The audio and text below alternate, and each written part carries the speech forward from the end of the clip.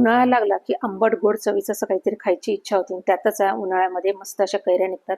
त्यात आपण काही मसाले घालून आपण मस्त अशी लग्नाच्या पंक्तीतील जशी कैरीची भाजी मिळते ना, तशीच आपण आज करणार आहोत. इथं 2 मी कलमी कैऱ्या घेतलेल्या आहे. आंबट पण नाही जास्त आणि जास्त गोड पण नाही आहे. ह्या कट करून घ्यायच्या मोठ्या मोठ्या, फोडी करून घ्यायच्या. आता इथं फोडणी घालायची आहे, तर तिथं तेल घालायचं आहे पॅनमध्ये.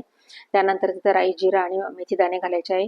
सुक्या लाल मिरच्या घालायच्या आहे. बडीशेपची भरड घालायची आहे. त्याच्यानंतर मिऱ्यांची देखील भरड घालायची आहे आणि हे व्यवस्थित आपल्याला छान मस्तपैकी हिंग वगैरे घालून कैरी परतून घ्यायची, 5 मिनिटं वाफवून घ्यायची.